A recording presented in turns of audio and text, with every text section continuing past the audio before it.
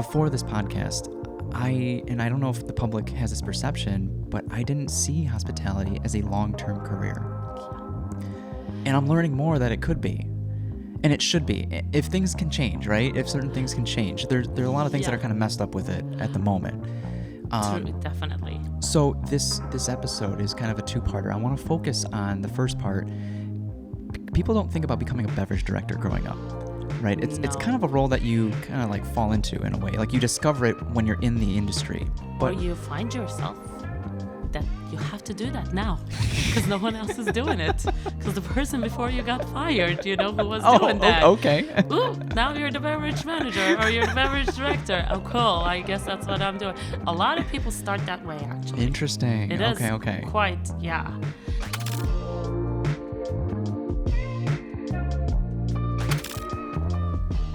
Hello, everyone. We're at Side Practice Coffee. Shout out Francis Almeida for letting us use this space again. On today's episode, we're going to learn all about what it's like to be a beverage director, as well as a peek and maybe demystifying the world of sake and spirits. And according to Jason Chan, our next guest is a sake mama, Miss Dila Lee. She is the sales manager specializing in sake and spirits for Vine Connections. Dila, welcome to the show. Thank you. Thank you for having me. So we just got done with a little tasting with Justin. Justin had to go, and we'll do another episode maybe on his show. I felt I had to stay quiet because you guys were such professionals with your palates, and every time I do an episode with Justin, I'm learning so much about what like taking notes on like what does this smell like and taste like and things like that. He has quite a palate. Yes. Like, it's fabulous. It's so cool. And as I was saying, I'm like, that like some of these verbiages are not in my, caramelized bananas. First language. So I'm like, I always like take notes from people. I'm like, he's going to be one of them. So, yeah. So you have a fascinating background. So you're born in Turkey. Yes. But you studied Japanese education. I did, yeah. And before Justin left, maybe we can ask him next time, I wanted to ask you guys what drew you to Japanese culture in the first place. Yeah, honestly, like it wasn't even the culture or anything for me. So my family is an immigrant from. My mom was born in Turkey, and she moved to Germany when she was 5, and she moved back to Turkey when she was 18, 19, somewhere around there. So, and she was the youngest in the family. So her entire family was there. Most of my cousins were born in Germany. So like everybody in our household, and we have studied German in school too. Wow. Yeah, like some of my aunts are married to German men. So it was like a part of our daily life, right? And then I started studying English also in school too. So, when it comes to like years, like looking for college, like what to study, I didn't want to study another, like I would say, European language, right? Like everyone speaks like English almost pretty much everywhere in the world. I didn't want to like focus more like studying a field maybe and like focusing on German on that. Like one of my cousins, like he became an engineer, like but he studied the whole thing in Germany in German language, so he works for a German company in Turkey. Like I just like always You always wanted to stand out. Languages. I liked languages. I was never good with like really math. Going back to like being a beverage director and making money and making sure the costs and cogs are in line. But those like came with the challenges later that I like wanted to learn more. But before it wasn't in my interest. I wasn't drawn into science or biology, but it was like always the languages. And there was a really good school that was like French. There was another school that was Chinese, but it was like on the other side of the country, not quite where I wanted to live. And one of my cousins, she was actually working for a company that also owned the Toyota in Turkey, that partnership. And she was like, I'm telling you, the future is in either Japanese or Chinese. So the Japanese school was closer to where I was at. Like it was closer to Istanbul. And it was not in the most popular city, but it was in a very beautiful city. And like, most of my friends stayed in Istanbul and like, some of them went to cooler places. And like I told my parents, if I'm going there, I am going to have my own apartment, you know. Otherwise, I'm not going like, I don't want to be friends with no one. I hate that city and stuff. But like, I wanted to study Japanese, and it's quite interesting because the first day you go to school and you know that like you got into the school. First of all, you need to get they only accept back then 20 people each year. Yeah, and these are schools dedicated to language? Yeah. That's insane. We don't have that here. It's quite interesting, actually. Like, literally, all the professors are from Japan. And the first day you go there, and all you know is like konnichiwa and like some Japanese words that like you're so excited, right? And I remember the first day, the head of the department, Kondo Sensei, she came and she like took a few steps up, and then she started talking to Japanese straight. This lady talked about like good 15 minutes in Japanese, and all 20 of us in that room got was konnichiwa from it. I'm like, what is really going on? Everybody's looking at each other. And the person who was translating for her said that pretty much what Kondo Sensei said is that if you like partying, drinking, and having fun, probably you should not come to this school moving forward. So, oof. Yeah, have a nice study year. I'm not kidding. We're all like, okay. And the school was like specialized just in language, but also like after the second year, like you start classes like on, you know, Japanese history, Japanese education systems, like how to read a newspaper. You know, some Japanese people could not read the entire newspaper with the kanjis. Okay. We had to read those in order to graduate from this school. Wow. It's insane. But yeah, I got there and, you know, studied, and then I did my master's on the side too on education. You liked it so much that you went further. So is it what kind of so Japanese education specifically? Yeah, so after your fourth year, you can start your master's. So I went to the school 6 years. Quite a while, yeah. And you know, when you're studying a language, like you cannot just be like, hey, I speak this language, so what job can you do with it?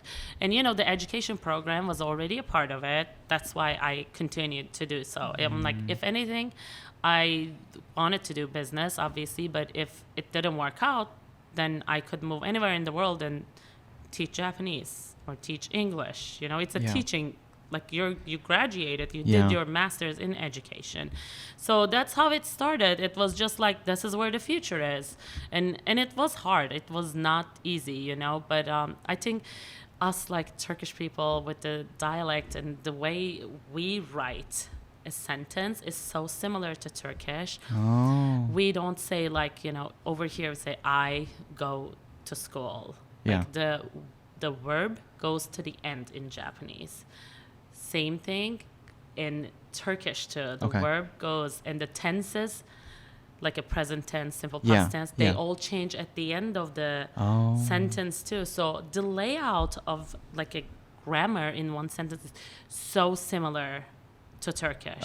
So I know that like in the entire world, we tend to like get it a little bit faster. If I took probably a Turkish test right now, I would do horrible. I probably would do better in Japanese. Oh, wow. Because the Turkish grammar is so hard. It's extremely hard, you know? So, but for that reason, we don't roll our words, like when we're speaking Turkish too. So that's why we can pronounce like Japanese words really clearly. Oh, interesting. I can't remember my words either. Maybe I'll give Japanese a shot. We can practice.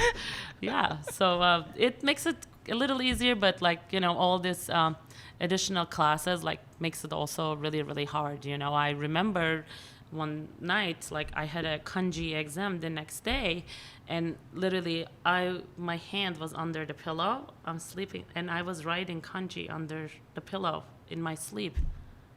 Did you like have a pen in your hand? And I'm like, no, like with my finger. I'm thinking of it, and I woke up, and it's still live, the dream, but I'm also writing.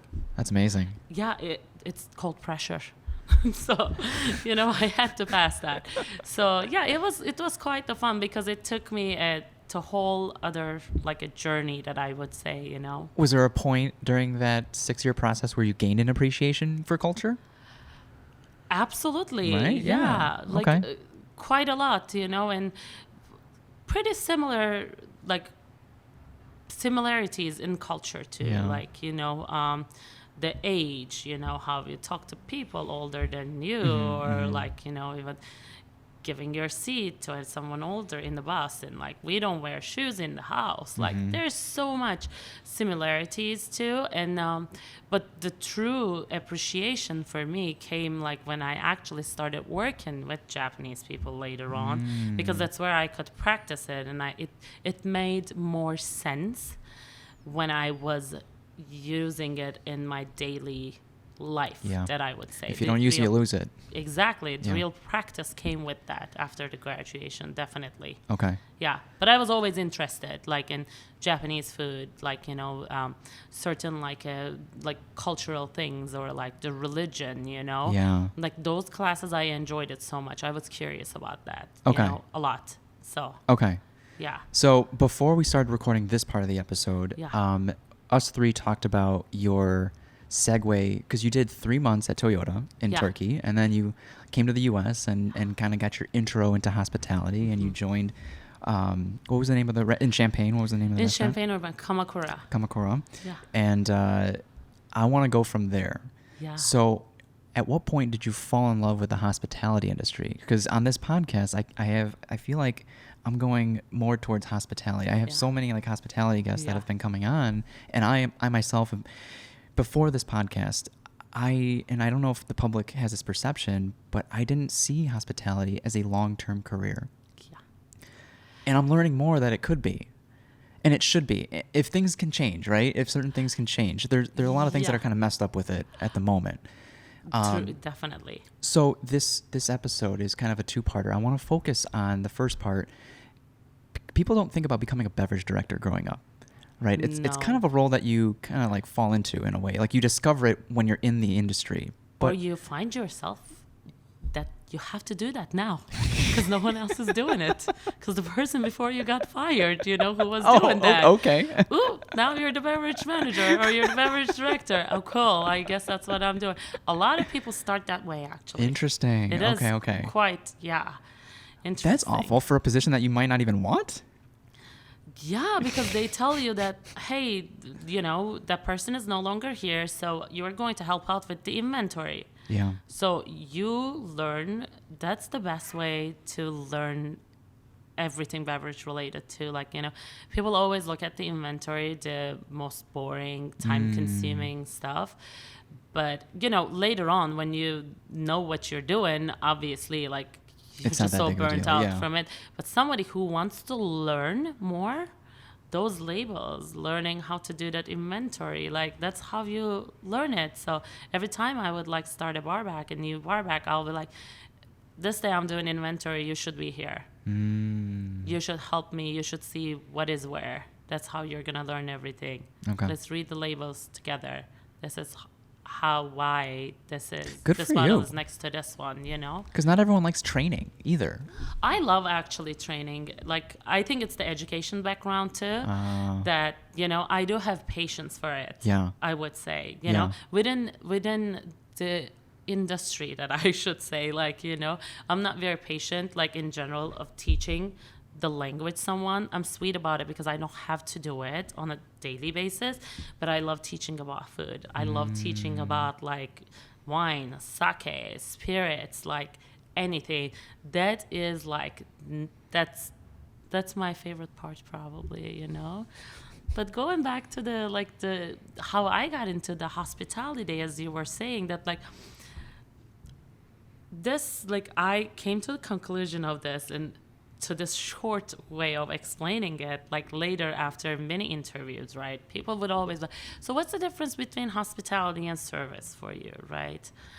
I'm like, service, you can get your car washed. You get it serviced, right? But like, it's different, like when I'm serving you something and we do have this like a word exchange, right? I'm selling you something, but I'm like, that's not quite it. And I am thinking, if you came to my house right now, you might have just eaten lunch. You might have just drank some beverages, but I don't care. You're going to eat again. You're going to drink again until you leave that door. That's how it is. Like, it's a part of my culture, right? In Turkey, like, we don't like ask you like, hey, are you hungry? You come in. We start like putting everything out. Yeah. You know, same thing goes for the drink too. Like, you know, when people say that, I want to go drinking with you, I'm like, no, you don't want to go drinking with me. That's a bad idea for you. But like, it's that way. Like, we are pushy. We push. Like, we want to give you. Like, once you're in my space, It feels unsolicited at times. like you're in my house. Yeah. So, and I see work like that too. I'm so lucky, I would say. And I don't think, maybe it's not in my personality. I never worked in a place that I did not want it to be there. I never got out of the bed and said that, like, I don't want to go to work today. I don't want to, like, walk in that establishment. It never happened to me. So I was always excited to go to work. I'm happy to be there. And so I make that place my home. So once you're in the restaurant with me, I treat you with the same energy as you were in my house, because I want to constantly cater to you. Yeah. That's like in my genes. And my one of my aunts told me one time, like, when we first, like, you know, moved to this like foreign different country, we went to visit our neighbors, and they were like, you know, would you like a piece of cake? And I said no. And lady was like, okay. And she cut a piece of cake for herself. And she goes like, I was like drooling over, like, watching her eat, but she never asked me. So I learned, like, next time somebody asked me, I said yes, because the culture of that, you know, like, they want you to be honest. Do you want it or not? They're not going to ask you 5 times. Exactly. But we will. Some cultures might, yeah. We don't ask you. It's Oh, just like, give it. Yeah. open your mouth, pretty much, literally. Like, we all have that, like, grandma in us, like, let me feed you constantly. So that's where that hospitality, it's not even like love, it's not even growing, it's just like, just so natural. And I love cooking, I love hosting, I love having people in my house, you know, like, constantly. So that's why. So in other words, maybe service is more transactional and hospitality is more like how you make others feel, in a way. Absolutely. Or you're sharing your love for someone. It's like, it's contagious. It's about, like, more expectation too, right? Okay. Like, you are not like when you go to let's go get your car detailed. Like, you're not expecting somebody to entertain you there. And the imagine whole if time they you're imagine if they sitting. did. Imagine if they did. Ooh, God. Wow, right? Yeah. I'll be like, oh my God, every time I'm not feeling good, I'm going to come here. Like, nobody would need probably therapists. Seriously. But, like, people go to their bars as solo to visit that same bartender because they have already shared half of their life story with that person, you know? And we don't judge because it's not a part of our job to judge you. We listen. You say that I want to eat. I'm not going to tell you what to eat. My approach was never that way.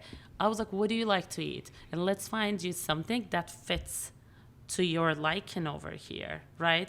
So I'm always there to guide you, not to fight with you, not to force you to a certain dish, certain beverage, because we have 17 of this bottle I need to get rid of. Yeah. I am not going to give that to you. That's not how I see it, you know?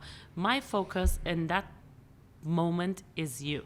Yeah. Maybe I'm going to talk to you 3 minutes. Maybe I'm going to talk to you 1 minute. Maybe 10 minutes throughout the evening, right, when I'm running the floor. But when I'm in front of you, I am with you. That's amazing. And you feel that. And you should feel that, you know? Yeah. And that should come naturally. Like, you naturally, because how much you can force somebody, like, to smile, like, out of 365. It happens quite often, like, you know, you will hire hosts and hostesses. That's like, we always say that you set the tone for the evening. The second somebody walks in, like, your smile and stuff, like, you know, sometimes you're right. it's not. And I'm like, people will be like, yeah, it's like, you know, you're just plotting the reservation. So, like, just hire a couple girls. And I'm like, no, if we tell them that, like, they set the mood, this should be a very detailed interview. Let's find someone. But also, like, you know, I don't care, like, your experience. I care about your energy during that interview. That's what's gonna draw, because I can teach you anything as long as you smile. Yep. That, like, It's technical. Exactly. Like, even when you come to a coffee shop and the person next to you, like, the first person that you really look face to face when you're waiting in the line, smiles, that sets the mood for you. I was just like in a drive-thru. The girl opened the window. Oh my God, your hair looks fabulous. Did you just curl it? I was like, I looked at her. Do I know her or something? Like, you know, like, how does she know that my hair is curly? I'm like, thank you. Like, you know, pretty much the first person that I talked to today. So I'm like, yeah, that's amazing. It's contagious. Yes, Yeah. that lifts up your energy. And, you know, I think that girl should move forward. She can do like really, really well in this industry. I want to go pick her up from that drive-thru. Like, literally, think about how many people's like mood she's probably changing on a daily. Right. By just like a little gesture. So that's something natural. I would take that girl and I would like groom her on the long run versus somebody that comes and says, I went to hospitality school. I studied this. I studied that. I'm like, but you did not smile. So like we cannot do this together, you know? Yeah. It's you groom that team and you like the hospitality is contagious that way. Just like the group mentality. If we're all happy, we pass it to the guests. And when something's you know? wrong, help each other out. I hate the phrase, that's not my job. That's poison. Yeah, it's really, really bad. If you say that it's not your job, it's pretty much like you're not looking for any further improvement for yourself or within the company too. So then what are you doing here? My approach is always that, like, I don't know. Maybe you're going to school. Maybe this is not the career you're going to do. Maybe there's a phase in your time right now. You're going through some stuff and this is a flexible schedule. But this is where you're putting food in your mouth from. So I expect you to perform to what this job's requirements are. Yeah. And there is no other industry that you can network as much as working in this Absolutely. food and beverage. Yeah. You know, even if when you're working in a bank, like, you know, I'm not saying that you're the teller, caller, or someone. You don't talk to 500 people a day. It could happen if you're running a door in a busy Chicago restaurant. You could be like chilling with 1,000 people. Yeah. You know, that machine in front of you, that screen, has everybody's personal notes, where they work, what they do for a living. Maybe you're like video and radio and something, and a host comes. And, you know, if you make that connection, if you do it, oh, hey, I know that you're this, and I go to school for that. Boom. You got Right. Where are you going to find these All it people takes is one otherwise? person. Yeah. Exactly. Right. It's like amazing opportunity. I do have a friend, like he is very famous for make sound like a makeover. What is it? Commercials? Voiceover, yeah. Oh, okay. And he was a server. This is how he got discovered. He was at a table and they were like, I love your voice. We would like to really talk to you, like outside of here in a room where it is soundproof. Like we really would like to hear you. And this is like, he does it for like really big major companies. Okay. And that's how he got discovered. So, you know, we hear like girls marrying from Starbucks to big football players, you know? Yeah. Like it happens. Like it does. So It's a very romantic viewpoint, but it happens. it is amazing. Yeah. Like I do know this one girl married a very famous football player. Actually, they were in a bar.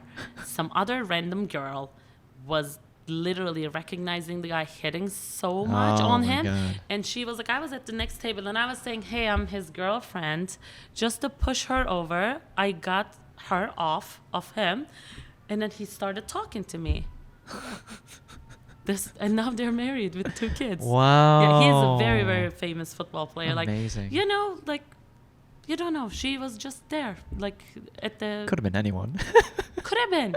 Yeah, but she was working there. Yeah. She was at the next table. Amazing. You know, she was serving the next table. So you never know. You just have an access, like, to all sorts of people, all sorts of like a network and opportunity. So I think either you're doing this as a profession or you're doing this temporarily.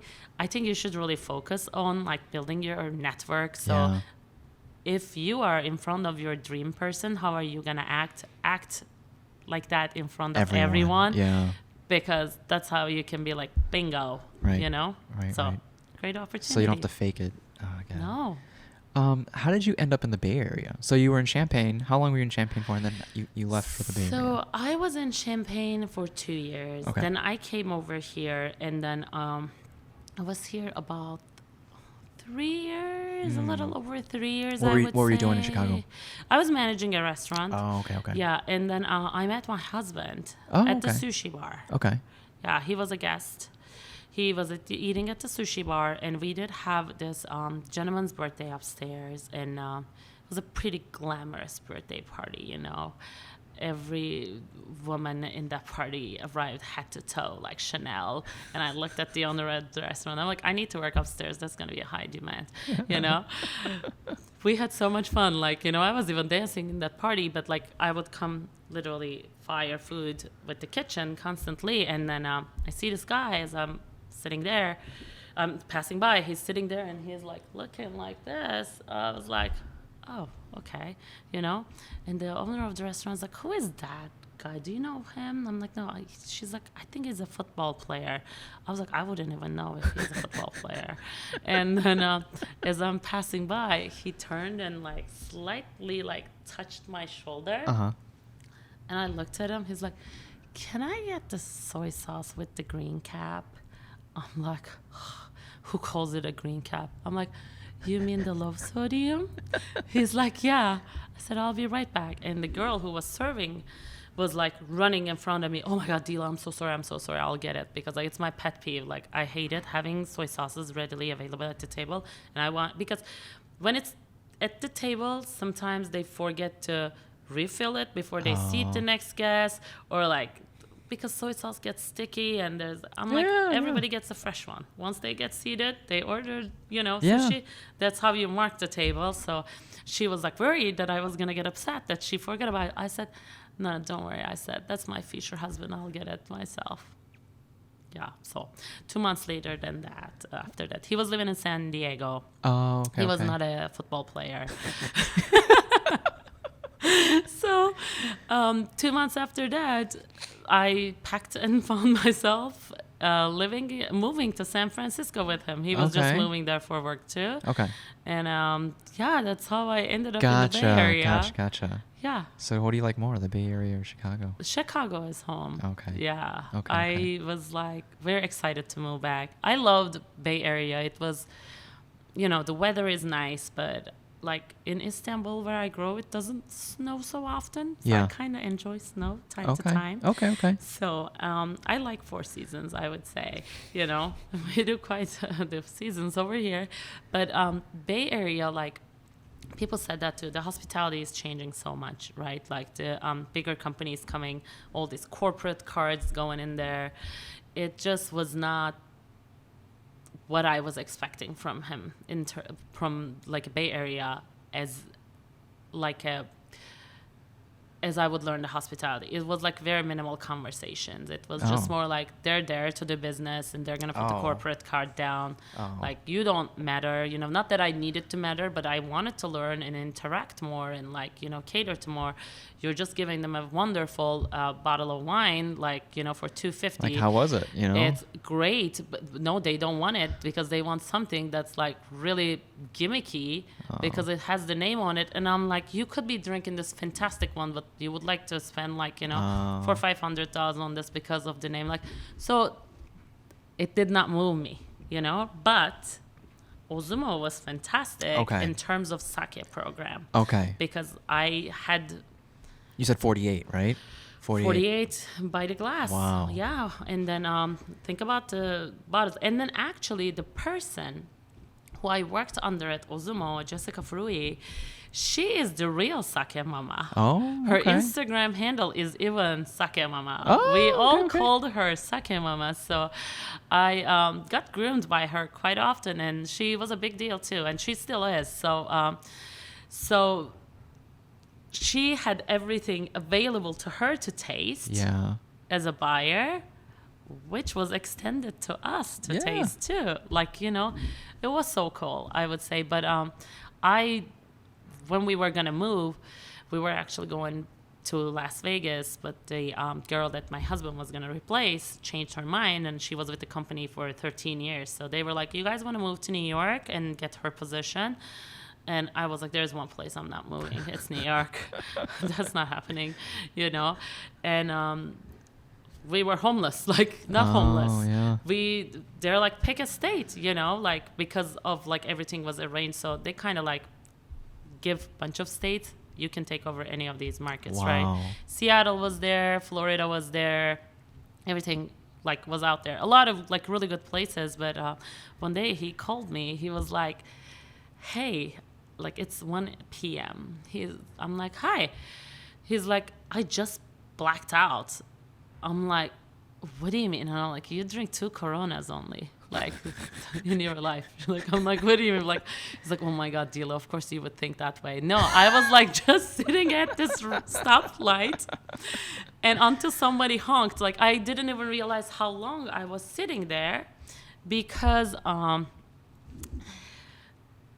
like he was just, you know, blacked out, whatever he was thinking. He was deep in thoughts, and then he's like, once they honked, I was like, I needed to look where I was supposed to go. And the intersection he was at was Park and Lincoln. And we met in Lincoln Park. So he called me. He's like, do you want to go back to Chicago? Oh. I was like, oh my God, I never thought you were going to ask. Yes, of course. In 2 weeks, we were here. Oh, okay. That fast. Yeah, somebody came and like literally they were ready to like put our like apartment together to ship, because we were moving to Vegas. So we're just going to get the truck going to a different place. Gotcha, you know, gotcha. the decision needed to be made fast, and like, and I was excited to come because this is home for me, like, you know, and I love the hospitality in here. I know a lot of people. It's maybe a comfort zone thing, you know, but yeah. And after learning, even though like, you know, certain ways of like how I was maybe treated that I did not enjoy because I couldn't like elevate the hospitality, but I learned so much more about food and beverage with the restaurants that I worked there with, you know, so I could bring that to Chicago because we know that San Fran is way far ahead still. So, and utilize some of those. And I worked at Katana with Jason Chan, you know, and then after that came Tao. Okay. And that's how the real, I will say, like, you know, have written programs purchased for a while. But like, that's when I was like, oh, this is like a real big deal. So you were the manager director for both of those places. So for Tao, I was a beverage manager. Okay. But I was I had a boss in New York. I would say I was reporting to her too. But Katana, I was a beverage director. Oh, so director is above AGM. the manager. Yeah, like if you have someone else above you in that, like I didn't have anyone else doing the beverage in my position, but also sometimes like when you put the director word, you need to like, not the case for me at Tao, but like people don't tend to like give it out fast because then you have to pay people more. Yeah. Okay. You know, it happens like in many, like you will see in like a really large food corporates, like I'm the area manager. No, you're directing the whole area, but like they give you the director title, then they need to give you the director money. Are you doing director work as a manager? Yeah, but I was paid pretty fair. Okay. Okay. So it's more of the word. Like for me, like I'm like, you can call me like anything. I cannot even tell. Like you can call me anything. Like the girl who sweeps the door, as long as you pay me my value. Yeah. I don't care what you call me. Amazing. You know, going back to like earlier in the career, I did not tend to ask like, how much am I going to get for this? How much is this event going to pay me? Because I was looking forward to building the experience before I could ask for money.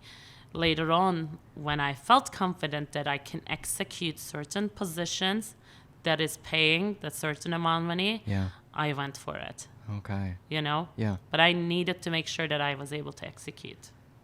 So I think that's important. Right. You know, we always see those memes on Instagram, like, you know, you put on your resume, like, I'm like a master in Excel, and then like, they're like, create an Excel sheet. Oops. You know, like I would have hated to find myself in that situation. So I did a lot of homework, pre-work, and like, before I put a value on myself, I should say. Well, you would put yourself in uncomfortable situations, right? You would it's slightly outside of your comfort zone, and you're always learning and leveling up. Exactly. Okay. Exactly, and you know, sometimes I look at my resume and I'm like, okay, it's 13 years, several different companies. And I'm like, I know that like sometimes it just doesn't look the best.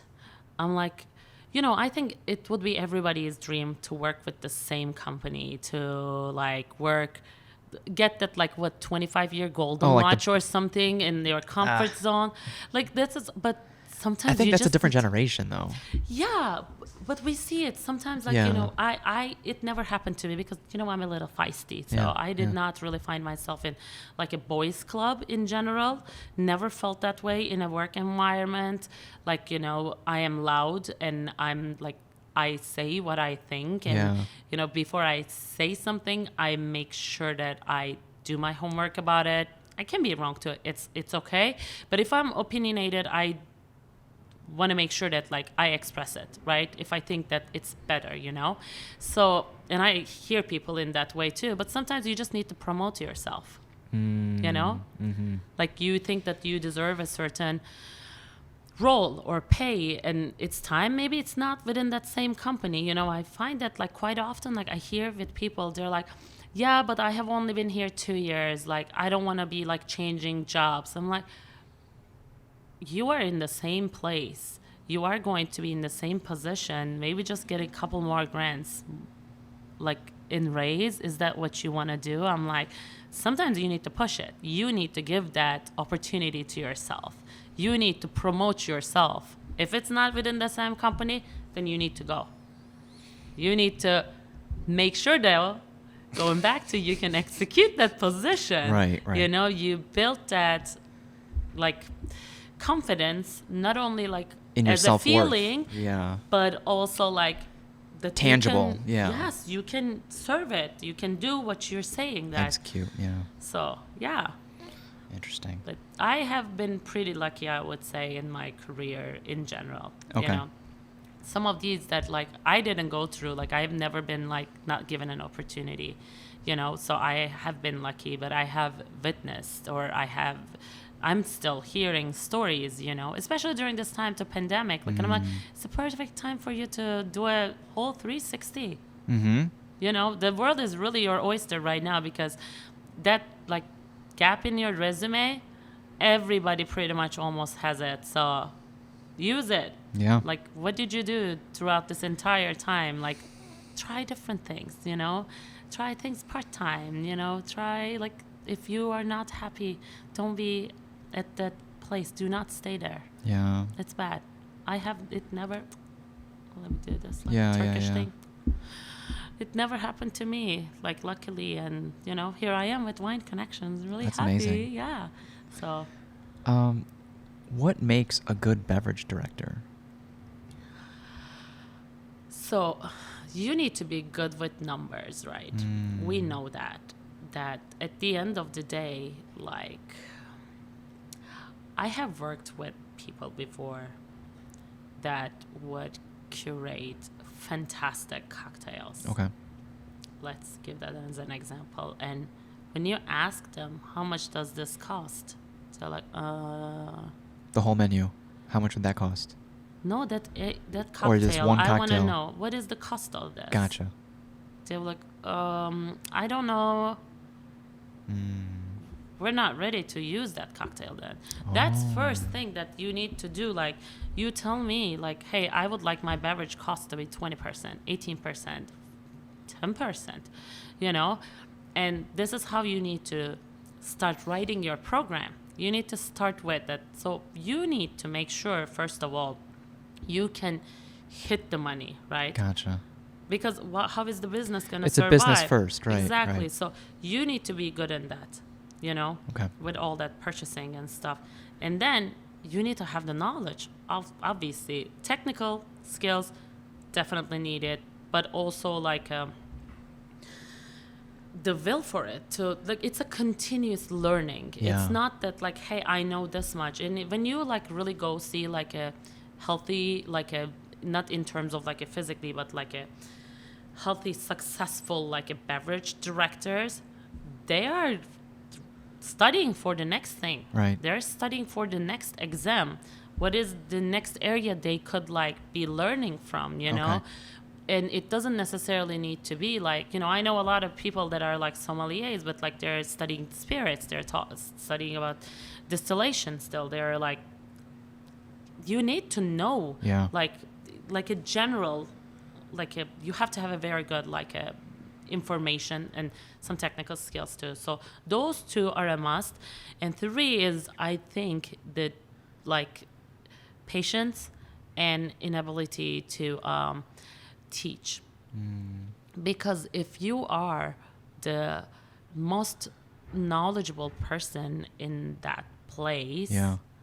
your job is to teach the rest of the team, right? And that's another reason, like, people will take positions that they cannot execute because, like, you're opening a bottle of wine in a pre-shift and another server knows about that wine or the fermentation process or anything more than you. Yeah. You kind of didn't do a really good job, by getting Yeah. So, like, you have to know it because people want to, and you have to groom the managers because you're not constantly working on the floor. You need to teach them, and any manager should be able to go open a bottle of sake or a bottle of wine, and at least they should, if they're the manager, as the leader, as the role model to the servers and everyone else on that floor, they need to know more than them. You are the extension of each position. So if the server says, this guy would like to look at the Bordeaux or Burgundy list, Yeah. I'm not very knowledgeable yet. Could you do that for me? The manager should be able to do it to a certain extent, you know? Okay. And I think that falls on the beverage managers. Yeah. Too. And I can give this to Tao too. Like, I was given so much like empowerment when I worked there, from the my director of operations to like the partner. They were making sure like the managers were in my weekly classes all the time. They really cared, and they run a global, Yeah. huge like company. So they do understand it, and it's expected. So they were like, how many managers showed up this week, Dila? And I wouldn't mind if somebody didn't show up to tell it, Wow. because I want them to be successful. And if this is where they would like to be, this is how the company is expecting for you to perform. So we need to meet that. Yeah. And you know what? That falls on me at the end of the day. Yeah. So there would be like operations where like they wouldn't send the whole team out to learn the same thing. That's so backwards to me. It's just like, why wouldn't you want? It's another opportunity for team building too. It's just like, why wouldn't you want everyone on the same page? Yeah, and a lot of people, like sometimes we see it like, do not teach because they're scared of like losing that position themselves. Yeah. And that's really bad because that's actually the only way you can get promoted. Because you'll grow too. If I can't groom somebody to cover my position, how am I going to go to the next step? Yeah. Yep. Like, I'm not going to get promoted because somebody needs to fill this role. Right. You're going to be there forever. So you need to groom people. Like, you need to pick one of those managers who is showing up every week to your classes. You need to like, okay, that's the one.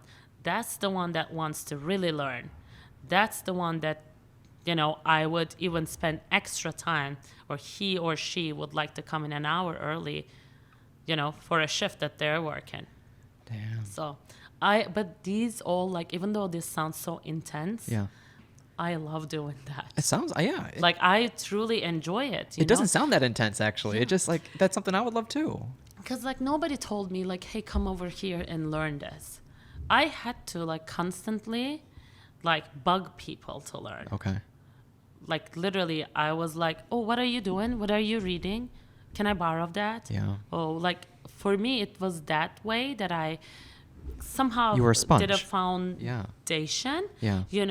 And probably like I could have been like in a different place. I'm so happy where I'm at right now. But like if somebody like literally groomed me that way, it would have been different. So when I see someone else like in that situation, Just asking, I want like to, hungry for information. yes, Yeah. I will days, months, Yeah. years that I would if you spend. stand there with your hands in your pockets and you're not speaking a word, go ahead, do your thing. But I'm not going to force you. I'm not going to take you by the hand either. No, exactly. And that's my full on approach to, like, you know, if like you don't want to learn, I am not there to waste my time, because that's a waste of time for me, you know. Trying one time is good.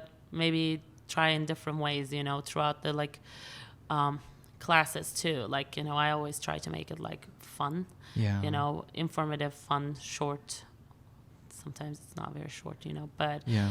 but if I see that like on the second class you're that like, I am not really gonna force you, you know, because I would rather spend that energy on someone else Who really that wants it. would like to. I would rather spend that energy on a food runner who would like to come in an hour early from their shift Yeah. and Wow. learn about how to pair food, because the food runners know the food sometimes better than the server, because they see the plate comes, they put the, like, you know, the side dishes or something, they're like in the kitchen. So what they don't have the opportunity is with the beverage as much, because Okay. they don't sell it. So the pairing portion they struggle with, and I'm like, I would rather spend the time on the food runner Who wants it? who wants to become a Yeah. server and teach them, who already knows the food, Yeah. the beverage portion of it. And I'm like, are you ready to take your server test? I would rather do that, you know. Okay. So I'm ready to teach. Is there a natural progression to beverage director? Like, what is it? What is it? Yeah, I'm not even sure. I mean, or is it obviously, random? It's not random. Like, sometimes you can find yourself in that role randomly, but it's not going to be someone's like very good, fine list that they're going to be like, yeah, you can handle this. Yeah. So it's pretty much the way it works in general. You will have more interest, right? You're already working in that place, or like you take some of the tests and stuff. Like, you come to a certain place that you can handle the list. The owners of the restaurant knows that you can write it. They know like what test you have taken, and like, you know, Are these official tests? slowly- What kind of tests are Yeah, you oh. can. Oh, many different, like, you know, the Psalms, like there's different, you know, Gotcha. WSATs, or like court, like Master Sommelier. Okay. Or like, you know, when it comes to Japanese a lot, like Shochu, there's another one, like, you know. So there is tests, you know, but at the end of the day, you are showing that like you're doing that from a floor performance too. Yeah. Like how much wine you're selling, you're knowing this. And then like bartenders also too are good, because like they're making cocktails, Yeah. they know the spirits, and they get into sake and wine a little bit. Then, you know, you would let them like be a part of the ordering. Like, this is how generally it happens. Okay. You know, like nobody, when you don't have any experience, it's Okay. always like you're actually starting as a bartender or a server. Yeah. You have it available. You're hearing from someone else. You catch an interest. You learn more. People see that you know more versus what B, C, D knows. Gotcha. And you become that person gradually.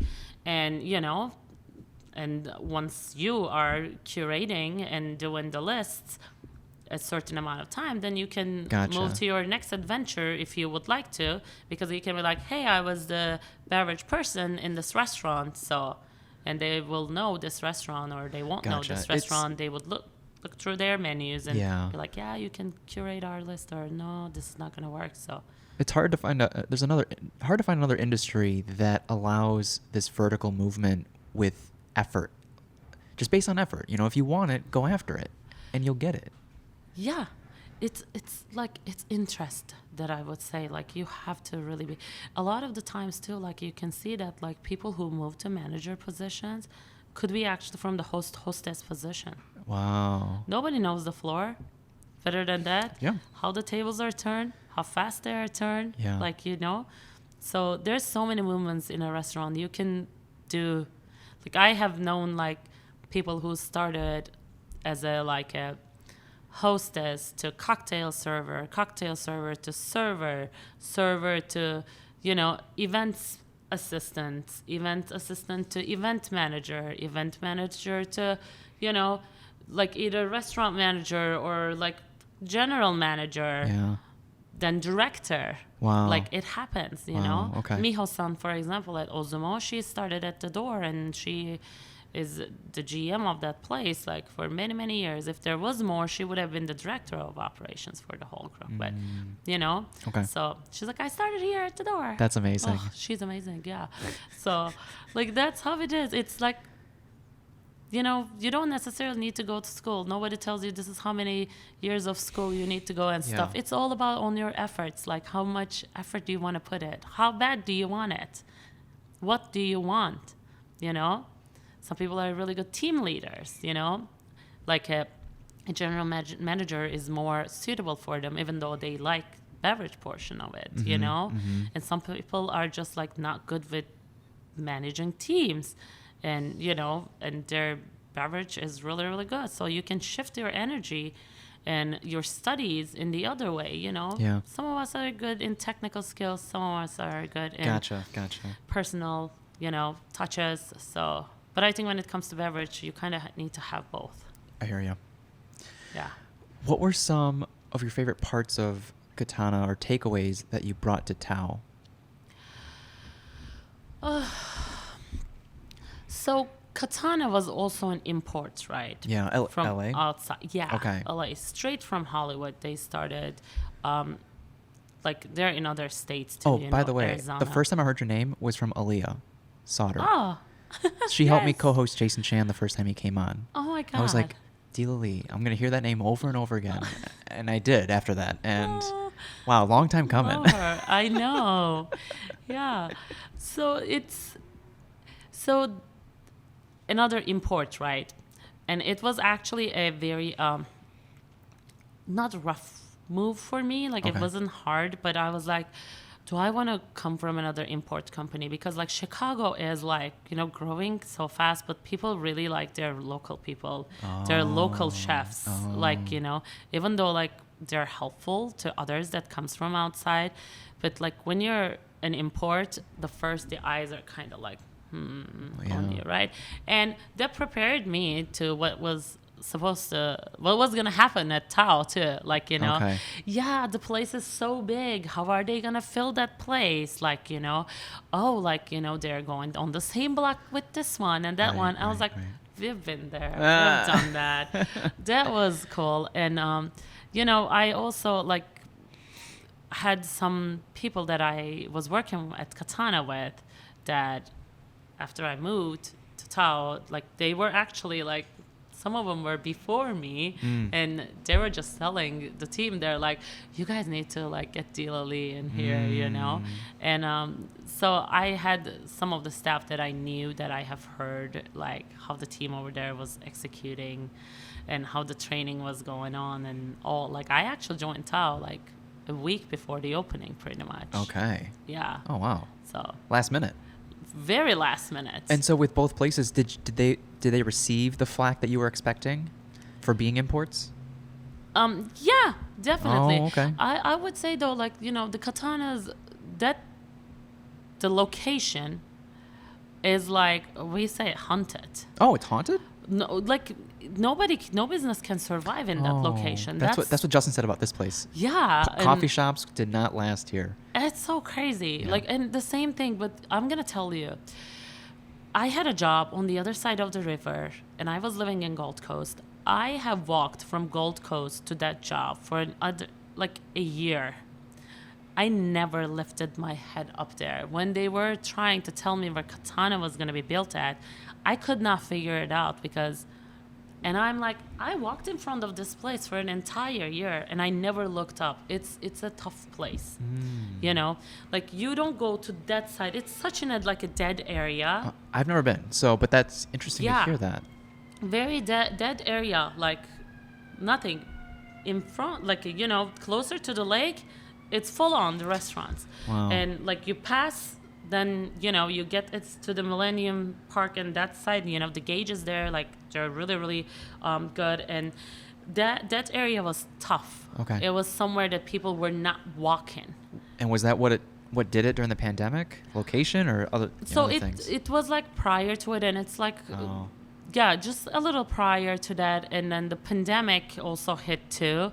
So, and they made the choice of shutting down the business. They're opening like other, like I'm seeing that there's some construction going on in Mexico. There's one in Saudi Arabia that's popping. They opened another new place in Hollywood called Yakumi. Okay. And so the group is very successful everywhere, and but the Chicago location, they couldn't fill it, and they were like, that was their first Midwest restaurant too. They've been in Arizona and all those places. So it was a really, really good project for me though. When it was a cool import first work for me, that I would say, because most of the other places that I worked in Chicago was independently owned prior to that. And I had to learn in a sense of how corporates would do that. There's a corporate rule for that. There's going to be a corporate book for that and stuff. And same thing applies to Tao too. Yeah. So yeah. Interesting. And how is Tao? I've never been to either of those places, but and I've never been to Excalibur either, but how is Well, let me tell you about Excalibur. I used to go salsa dancing back in the day, so it was quite the shock for me when I first walked into Tao. I was like, what happened to this place? Wow. Gorgeous. Tao is very fun. Okay. It's so much fun. So, all these men that would drink old fashions 100% or whiskey, neat, straight, and wearing ties, coming and slamming those lychee martinis. Oh, really? Yeah, that group puts you in a good mood, straight up. You're give me another lychee martini. Okay. Yeah, your character changes there. Okay. It's just so much fun. Okay. It's so much energy. It's very one of the directors with their gracious hospitality, and it is being served there. It's just you go to Tao, you're gonna have a good time. Interesting. You're gonna have good drinks, you're gonna have good food, but you're even gonna have a better time. Wow. These people know how to throw parties. The best parties in the world. 100%. Seriously. So go there, or let's go together. So they do carry many, many sakes from us, so we can totally go do a little a sake tour. And so sake. I love that. So and you're not there no longer. I am not. Yes. And what made you want to leave that role? So I got a laid off, pandemic. Yeah. Oh, okay. Yeah, at that time, and one day, the Eric Swanson, who is very well known in the sake world across to in the United States especially a lot, but he was one of my first sake teachers too. Okay.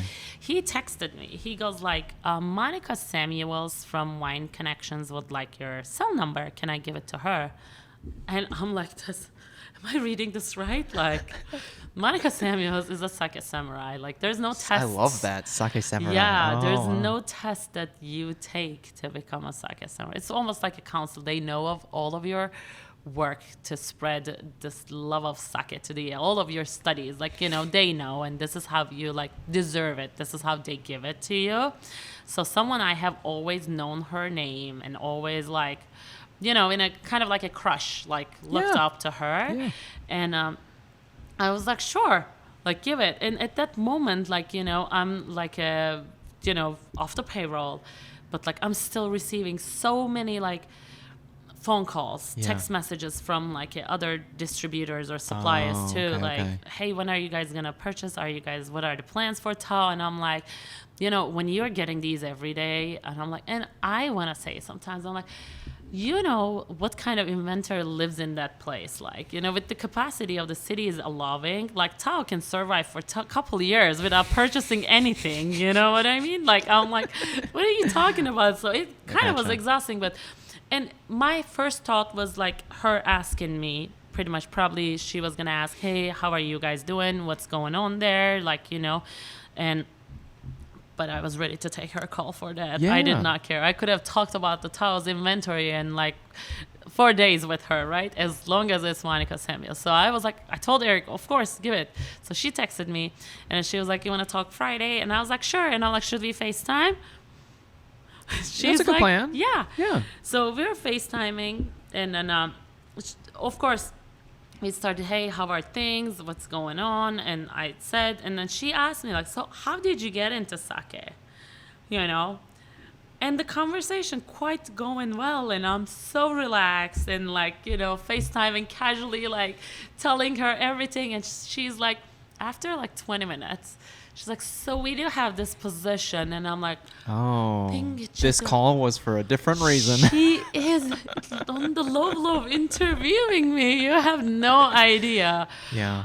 I was like so excited. She's like, would you be interested? And I'm like, yes, because I could say yes so easily. And the reason for it was, you know, like throughout the pandemic, I opened up my own consulting firm. I did many, many works, like, you know, most of them I did not even publish, you know, because I didn't want, like, either it was for Tao too. I didn't want them to think that like I was trying to completely take a different route, that I would not want my position back. Gotcha. Because I was pretty happy with my position, you know, even though my director moved to New York and it was planned, I was pretty upset about it. But, you know, it was not in my thing. And most of them were spirit companies that, hey, would you like to work with us? Okay. We would like to work with you if you're looking for a job. And my answer was like, no. Because I do not feel as connected to any other beverage as I am with sake. Oh. So I was feeling like very confident with that, right? And I've always said too, like if I ever work for a supplier, I would work for a sake company. So like throughout this whole consulting too, we would do like a bunch of different things, and they would like, would you be actually interested in working with us? I'm like, no, like I would like to work with you again and send you an invoice, but no, I'm not getting on your payroll. So like the answer was yes, let's talk about it. And my interview process was like, that was like one of my favorite parts that I could tell you. It was 4 months. What was 4 months? My interview. Oh my goodness. Yeah. Wine Connections is a total of 23 people in the company. They're distributed in 50 states, right? So I interviewed with many, many people. Just like more than interview, just having like, it almost turned into a weekly 1 hour to 1.5 hour calls, like with everyone. It just showed me how much they actually cared about creating this position and how they want to find the right person. It was going to be my first time working on the other side. I have been a pretty spoiled buyer for a long time. Okay. You know, so now I was gonna go knock on people's door to sell. So, Speaking of, I mean, this is kind of a tangent. Like, Yeah. Did you have these haggling skills before? Like bartering, like not bartering, but like, you know, to bring the price down before? yeah. Did you have to do any of that? It's like, it's almost like you act like a broker sometimes, you know, Okay. in beverage. Like there is like around the laws, like how much you can do, like, you know, it's a pretty like a intensive and extensive like a explanation to that. Like, but yeah. Okay, gotcha. The answer is yes. And it's just like you're pretty much doing the same thing on the other side, but like, you know, your network is very important, and like who you can get a placement in which restaurants, like, Yeah. and you know, by working in Chicago twice in different times, like That's a huge I asset. do have a Oh, pretty yeah. good network. I would like to think so. And that was one of them. So when they were interviewing me, it was giving me like a time for me to figure out, learn, hear from their experiences. Is this what I would like to do? So that was like fantastic, you know, nothing was rushed. And the position was for Chicago, Illinois market, but that's not like what I would have only wanted to.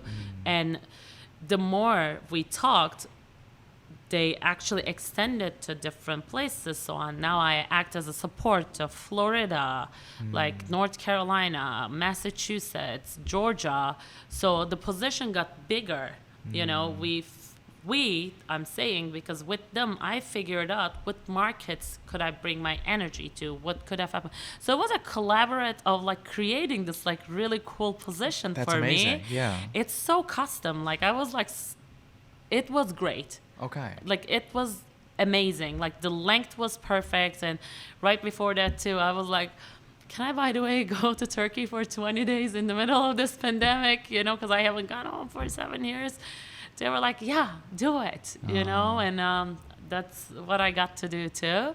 So here I am. Yeah, like looking back when you first started, like when you first in the beverage industry, you don't think of that as a supplier. You don't think that there could be a tailored job.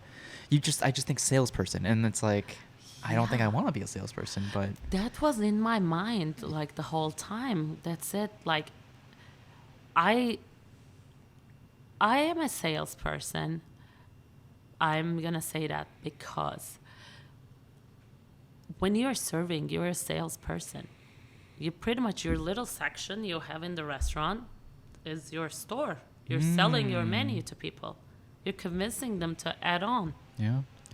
You know, hey, do you also want a side? Or they're like, hey, can we get a glass of this? Or like, hey, would you like to try this? Yeah. Which is like, you're constantly trying to build a check average too. So you are in sales. Yeah. You're like in sales. You actually sell to many more people throughout the day. That's you know, interesting. How many cars is a car salesman is selling in one day? I would like to like actually Google it, like average. You're selling to more people each day. You serve like, there's nights that you have like 40 covers.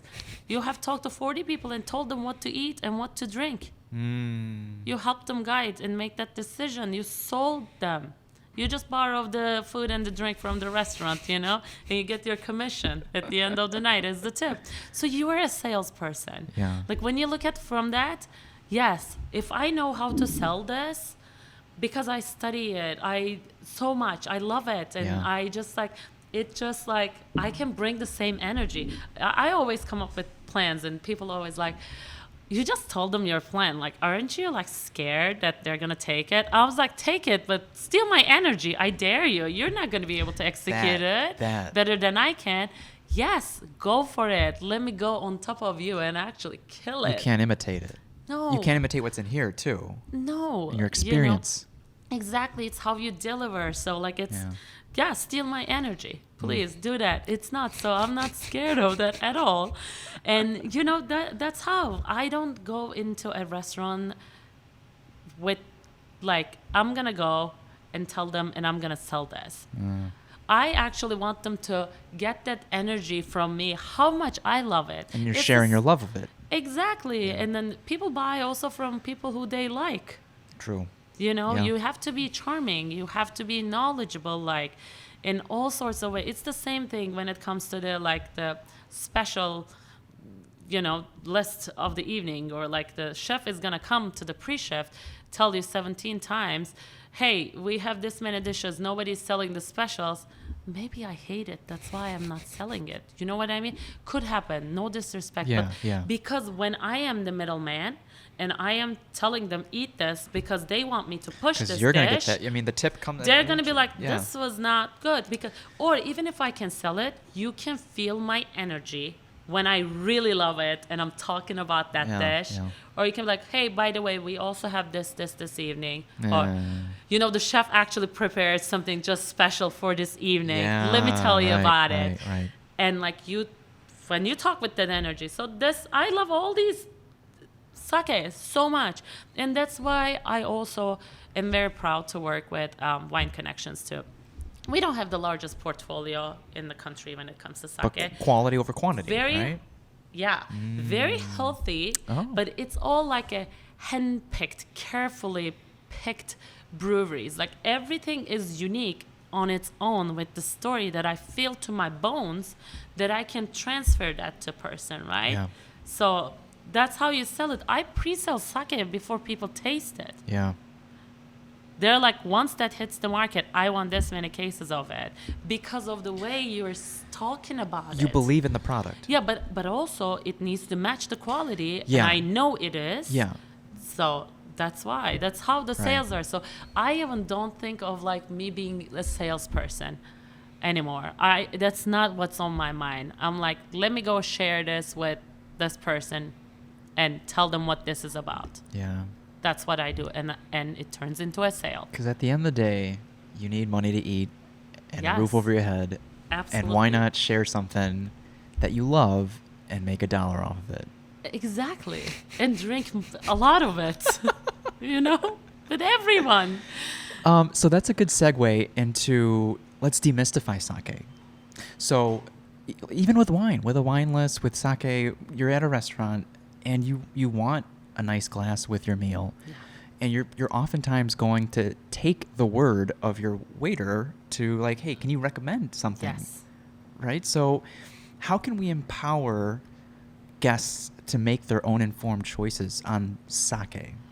So what I like to do when I'm writing lists, right? Every restaurant is different also. Like it also depends on the staff and the knowledge of the staff too.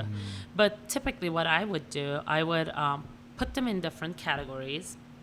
And then I would put tasting notes. Remember when we were talking like caramelized banana, like Asian pear, and like, you know, let's say pineapple. That's something that they can relate to. Yeah. And then the other sake will say mushroom, you know, like a red bell pepper, or like you picked more earthier and herbaceous notes. So now the guest has an idea if they're looking for something Gotcha. more earth-driven or fruit-driven. So it already gives you an idea. And then you also put them in categories. The way I would like to put is like the daiginjos on top. People always say that like, oh, daiginjos tends to be more expensive in general. Like, why don't you actually put like, just like wine list people do, like, you know, like from the cheaper option to like gradually. I'm putting them for the way they're drinking, from easier to drier, right? Soft, more fruity sakes on top. We do have the daiginjos. So they really know what they're getting into. Because Ex- people associate quality with price sometimes. Yeah, and it's not the deal at all with sake. Actually, I was talking to this gentleman. He's opening 2 liquor stores, and we're actually opening a sake club, a membership club in them, which is so exciting. And then he said that like, I'm generally thinking of not sake for the whole store to not be like Friends, Italy, and this and that, be like crisp and bright and this. And I'm like, that will be great for the sake selection, but I'm like, you're not going to be able to break even with your labor because you're going to need a sum. Because if somebody is used to finding something French, like they are used to going in there. Now they're like, I can never find anything in that store. And I'm like, let's say that there is like a 3 of you working the store floor. There's like 6 guests that comes in. I'm not going to wait for you to finish with that they're guest looking for something so I can specific, look. yeah. So you need to. But when it comes to sake, I said, that's a fantastic idea, you know, because it is going to work. People are either like, this is how we ask. What do you drink normally? Like is my question in general, right? And I asked like for wine, like what type of wines do you do? Do you like drier styles or do you like fruity? Like that's how I start, right, the conversation. That's why I put the daiginjos on top, because for the server, it is so easy to say. The daiginjos on top, they drink like fruitier, silkier, softer. And then when you come all the way to the bottom, you'll find the junmais, or like, you know, whatever the category name I would like to name it. They tend to drink like a more drier, earthier. And in the middle section, we do have the ginjos, which are like surprise and delights. And that's how I always tell the server, now you know, because there is also the description, like 3 words I would put, like the fruits or whatever it is. They have an idea what kind of tasting notes this has. But when it comes to ginjos, they're so playful. They can have so much. We call it ginjo, like beautiful, like a fruity nose, but they could be drinking so dry. All within that category. Yeah, so I'm like, okay. that's the one you need to start tasting the most and learn, because that's going to make you a liar. You have to know the ginjos, because we know that like the daiginjos in the way we drink, the way we purchase as the beverage people too. Yeah. I'm never going to put something like very crazy, like big, unexpected to the list. Yeah. Even if it's a daiginjo, I'm going to move it all the way to the bottom. I'm going to be like sparkling and unique or something, right?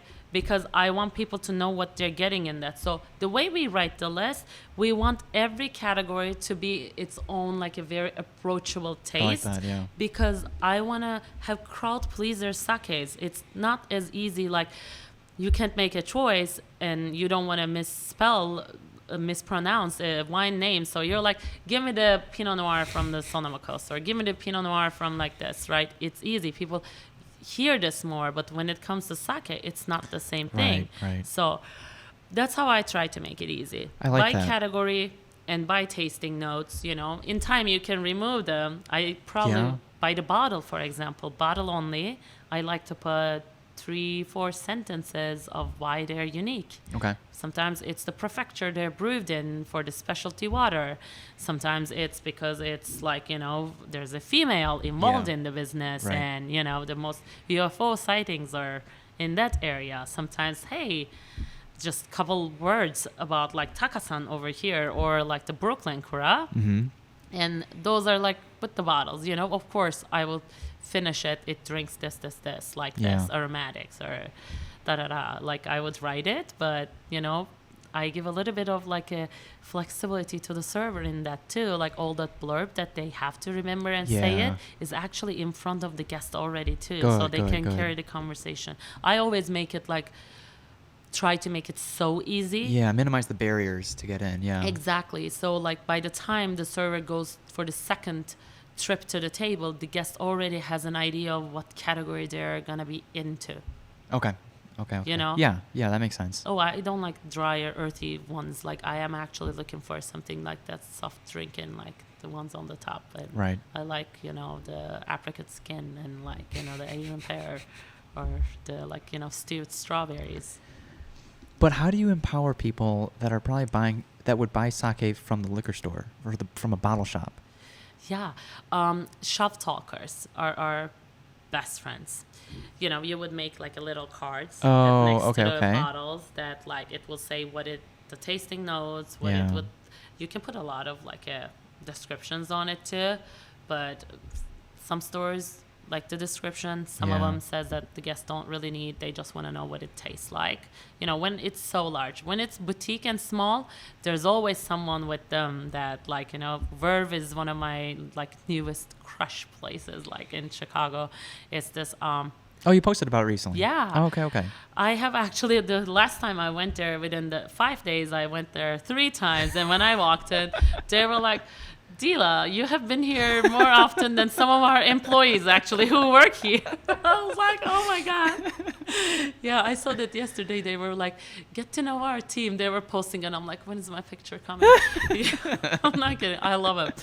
But like really cool, right? Really boutique, fantastic job. And like, their Sams work there and stuff. So like those people are hand in hand, and there's enough of them like knowledgeable there to make that sale without those notes. But like, for example, like a Mitsuwa, how many people are going to be able to like cater to you? They do have a big sake aisle, like, especially you don't know anything, you would like to, and you want to try. I call you and I'm like, hey, I'm going to get a sushi platter, come over, bring sake, and you're like, shoot, what do I pick? Right? Yes. And most of the time you're not going to be able to find somebody to actually give you the direction for it. That's when we create shelf talkers. We try to get as creative and like, for example, like we would put where this is from, some tasting notes from it, and then female, president, let's say. Okay. Oh, okay. Could be. Gotcha. Or like we could be like everything, but like in very short and sweet. Because people also don't want to read there. They're not there to read a book and educate themselves. But let's say there is no shop talker, right? Like how do you empower? Where does someone start if they wanted to try to get a start into sake? I always suggest, as fair it is does not sound, because like when you start wine, like I remember I was drinking like a yellowtail Pinot Noirs, back in the days. And, it's approachable and it's cheap. With sake, because it is like different, so many people are so foreign to it. Unfortunately, you should not go with the cheapest option. Okay. Because it's going to be the most driest in general, the most earthier It'll in turn general. you off. Okay. It can turn you off. So Okay. I think the Daiginjos are the easiest category, knowing that it's fruity and soft and Yeah. more perfumed. You can always want bigger, right? Yeah. And then you're like, okay, this was good, so let me move to the ginjos, or I really like, this is too fruity for me. I'm a mezcal drinker, or you can look into drier style options. So it's that way. But the daiginjos are I do have one sake that I constantly when I'm in a restaurant, I will be asking, so what do you like to drink? Yeah, I drink sake here and there. What do you drink? I drink hot sake. I'm like, okay. Do you tend to drink in general drier style wines or beverages, or more fruity? Oh, drier. And I will give them a glass of daiginjo, very fruity. Oh, this is good. This is dry. I was like, good. Happens so often, Really? People want to they don't want to say that yeah, I like fruity things. Let's go back to the lychee martini drinking crowd. Really? They're Oh, just that's gonna interesting. tell you that yeah, I can drink the drier ones. Oh, I'm get over God. yourself. It's delicious. So, but that's there is one go-to stylistically, one sake that I would constantly go, and I'd be like, is this dry for you, or would Yeah. you like something more fruitier? I can always find something more fruitier in that category too, Interesting. because I don't start with the fruitiest one. I will always start with the most cleanest and the bright one. Just like giving somebody a glass of Sancerre. Okay. Who doesn't like Sancerre, right? If that's a crowd pleaser. If you don't like that, okay, then that's. I don't know what Sancerre is. So it's a Sauvignon Blanc grape, right? Okay. A lot of people drink that for that reason. Let's go back to Sauvignon Blanc. If they can't make a decision, they will go for the Okay. Sauvignon Blanc, right? So that sake is Taka would be one of them for me too. Even though it's it tends to it will be colder in a restaurant environment, so it's bright, it's beautiful, right? It's Yeah. it almost feels like a wine-alike. So then I can ask them so would you rather drink something a little drier, or would you like something more fruitier? Yeah. This is a perfect one for me to test somebody. Yeah. So with that, going along with that, there are some that are even carbonated. Mm-hmm. The only one I've probably had that keeps coming to mind is Mio, and that's the go-to that I probably. But I'm gonna obviously experiment now. Yeah. But kind of just in general, what happens with sake when you drink it warmed up, room temp, and then cold?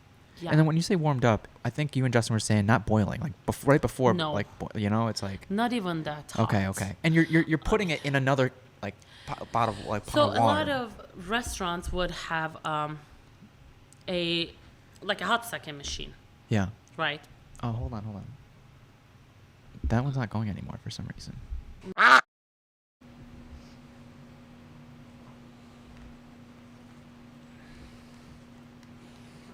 All right, sorry guys, technical difficulties.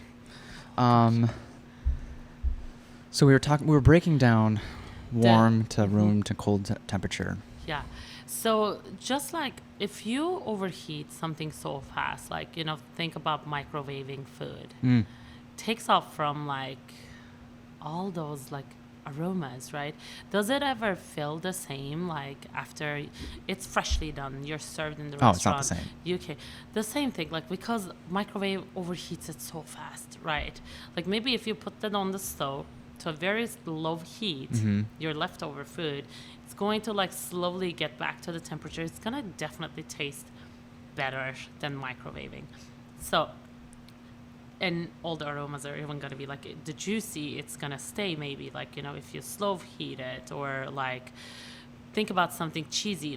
You just microwave it so fast, the cheese gets so hard, right?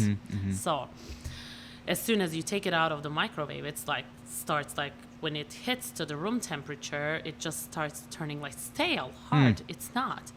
And when it comes to, maybe this is not even the best example, but like once you overheat things so fast, it loses its aromas and taste. So it's that in the sake too, right? That's why hot sake is cheap. It's not a category as hot sake, but those there's a rice, the amount of that you're soaking the rice is actually very critical. There's like people that are getting paid just to like watch how long you're soaking that rice, because you're trying to like reach out to 30% of its original weight, and there's a certain minutes and like seconds that you need to hit, right? Somebody with a whistle is like, pull it out. So there's a lot that creating that aroma, like with the koji mold. There's a lot with the yeast that you're doing to give the sake this taste profile. Once you overheat it, it's going to lose all of those. Everything you worked really hard for is going to go there, right? So those hot sakes in general, or like not hot sake, those sakes that you would use are like, they will like soak that rice throughout the entire night. They're not trying to make premium sake. That's why it's cheaper. They actually tend to drink better when they're warm, when all that earthiness is actually it's masked gone. It's gone. Okay. Yeah. So they soften up once you warm them up. But that's not what you want to do to boutique sakes. There are certain ones that are really good when they're warmed up, not hot. And the best practice to do this is actually getting it to the temperature that you would like it slowly, gradually. Okay. And that's when you would use for example, it's like a bowl, think about a faunus, like what is it called? The round, like a bowl. Yeah.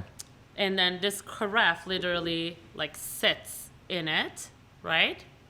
And it fits It's there. like a bath. Yeah, bath. Yeah. Exactly, it's a bath. And then like you just put hot water, and then you put your carafe and the sake in it, and it slowly gets to a certain temperature. There's like so many different temperatures when it comes to like their Japanese names and stuff too.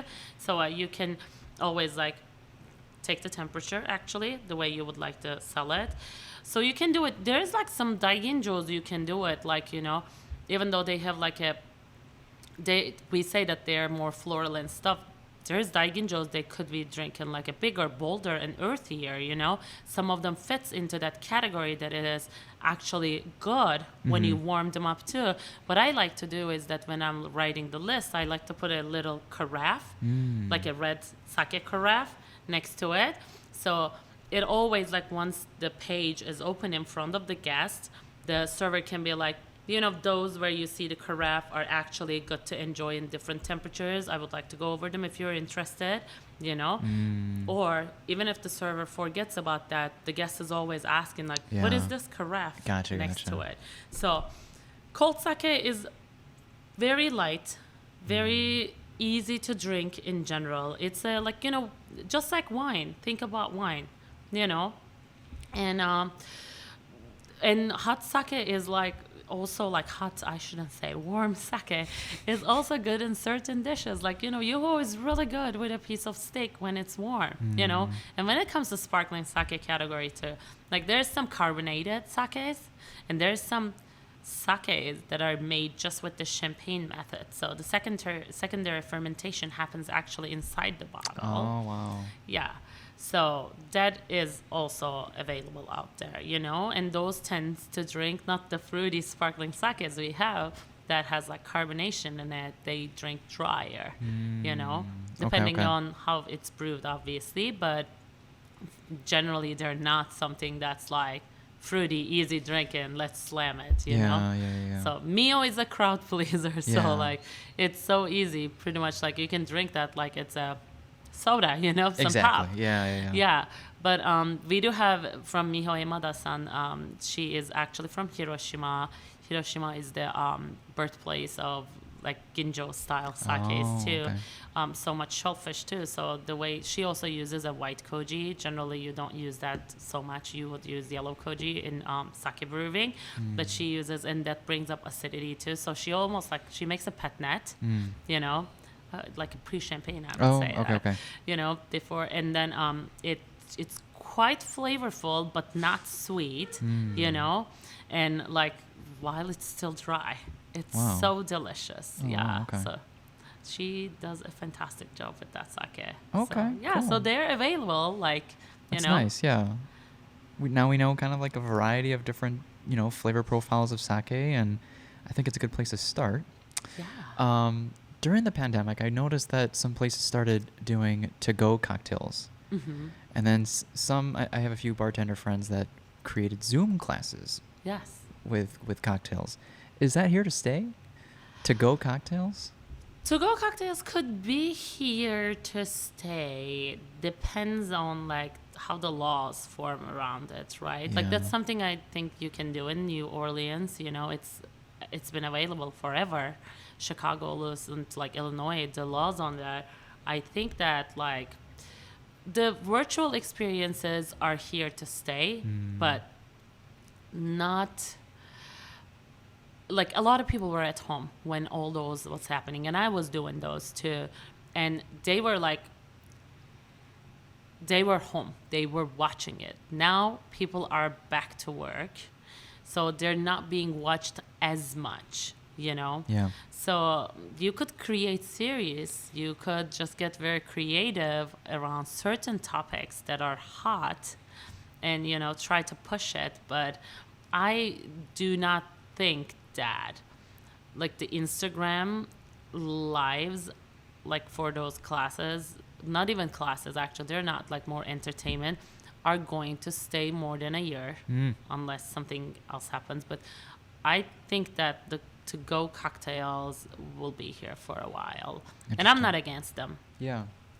What would you like to see? What changes would you like to see in the restaurant industry?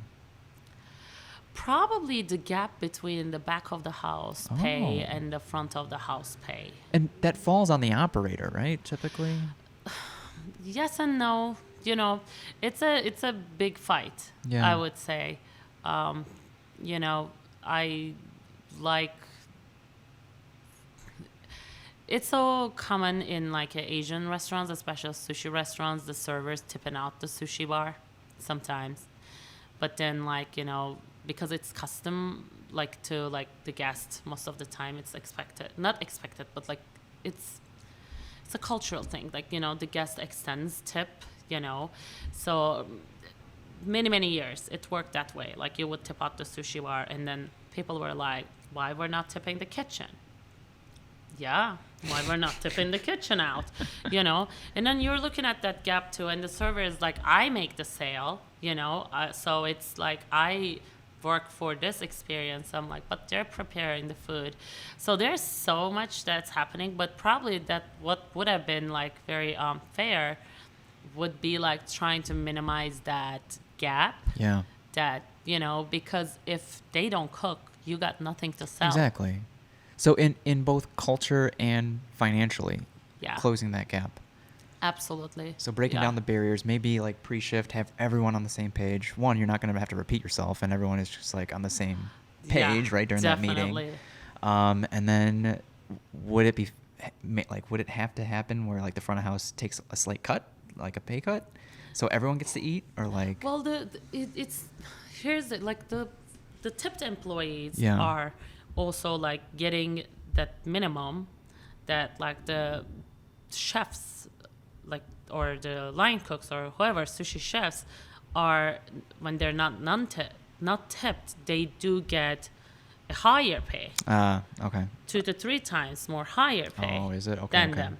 Yeah, but they are making the minimum as servers because we know how much money they could execute from the service and then bring in and then get their tip out that way. It's just not guaranteed, It is not, but it's like very customary. So they do make money at the end of the night, like.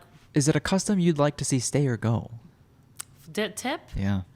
I would like it to stay because like going back to like thinking that how much you want to be and how much you would like to learn and how much you would like to dedicate to hospitality, So you should get your reward from it. It creates an incentive. Yeah, like, if 2 people get hired, they're both making the same amount of money from the salary. One gives a gracious hospitality, while the other one is like, what would you like to eat? Shit, I would just cut that second person out, you know? Yeah, so there's so much in that. But in that sense, what I would like to say, like before that, even like not even closing like the whole thing, I'm not saying, but I think a little bit like a more fair pay going for the back of the house Yeah. would be, because sometimes you would see like executive chefs, like really good executive chefs, and the servers are making more money than them. Oh, And for real? they're the name of the restaurant. Oh my goodness. Yeah, it could happen. Okay. It has happened. I have seen it happen, you know? So, of course, you can also be like, oh, it's what they wanted to do. Then they should have become a server, or this one, like, become a server. Well, you can't cook, really, Yeah. you know, but they can cook. So, like, and you can sell, like, you know, how can we Everyone has a role. make it, better all together would be the bigger, like, happy picture, I would Yeah. say. I mean, would you be a fan of, because I got, other night we went to The Loyalist and like we got a service charge. And like, I'd be a fan of that staying. Yeah. Like when you're doing also the pairing menu, it's like more often you do that service charge, Okay. you know? And, It wasn't a pairing menu. It was downstairs, not Smith. It was downstairs. oh, We okay. were just at burgers. Huh. Burgers at The Loyalist. Maybe it's something that they're... But the reason was it was because of the low seating, right? So like Seating. pandemic stuff. But Yes. I'd be okay if it stayed, you know, if it meant that like everyone was able to go home comfortably. Yeah. That would be like a very wishful and like happy picture again. But like when it comes to the reality, I think there will be a lot of people fighting for that. You know, like for example in San Fran, there's a built-in like the city tax, right? Because the restaurants has to pay for some portion of the insurance for the workers, you know, and it goes as SF mandate. And then out of state people will be like, what is this SF mandate? And we're like, let us remove that for you. No way. You can remove it. What? Yeah. So, yeah, it's legal. To remove it? You can just take it off? Oh my God. Yeah, because it's helping the restaurant in order to pay the expenses that they're doing for the service. Like, for example, each person you're working for, like each hour, I have to put 68 cents as the restaurant towards your health, SF Yeah. health. Yeah. You know? So you're trying to build that into the check, and you can. And the guest can say, I don't want that on my bill. Yeah. Oh. Yeah. Oh my God. I mean, at least I'm telling you, like when I was there, like that's Oh, what man. it was. Yeah. If it means someone can get health insurance, yeah, put it on there. Exactly. Yeah. So, yeah, there will be times you would explain and people will be happily paying that. And sometimes they're like, I don't want to pay that. Oh. Not a problem. You know, out of your $500 check, this Are you kidding percentage, me? Oh my God. we will totally take that out, you know, tiniest thing, but, you know, I don't know. There's a thin line. So Okay. much like law Okay, involved okay. in this. So, Okay. but I think that like, you know, the biggest thing that would make me happy, because as I was saying, how the donburi ball like passed by me and hit that wall, that like the respect on that chef, like I never asked, I never went and complained to anyone. Like, you know, I tried to look further to that, Yeah. you know. So I would love to see a little bit more financial love go into the back of the house, Okay. that I can say. Yeah, of course. You know? Of course, yeah. Yeah, so definitely. Cool. Well, Dila, that's all I had for now. I'm sure we're going to cross paths Thank you. again, especially with Justin, but I'd love to go on some sake adventures with you one day. Yes, absolutely. So thank you for the time. Thank you. Sorry for the technical difficulties. All good. But I'll see you guys in the next episode. Thanks for tuning in. Yes, thank you for having me. Thanks. That was it. Fun. Love it.